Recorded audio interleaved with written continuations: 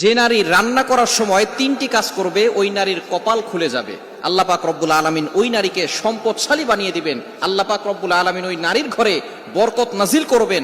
ওই নারীর ঘরে আল্লাহ পাক রব্বুল আলামিন রহমত নাজিল করবেন।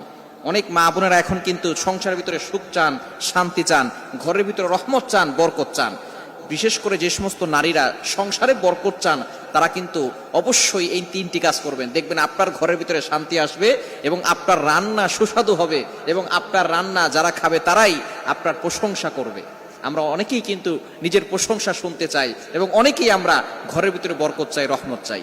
এজন্য আমরা এই তিনটি কাজ করব। নাম্বার 1, 1 নাম্বার হচ্ছে আপনি যখনই রান্নাঘরে প্রবেশ করবেন তখন আপনি সালাম দিবেন। মনে রাখবেন রান্নাঘরে কিন্তু চুলা আছে।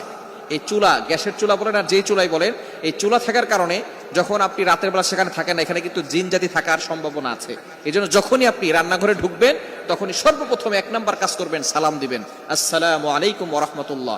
কেউ থাকুক আর না থাকুক, ঘরে যখনই প্রবেশ করবেন, যদি ঘরে কেউ নাও থাকে তারপরে সালাম দিবেন, কারণ ঘরের ভিতরে অনেক সময় শয়তান থাকে।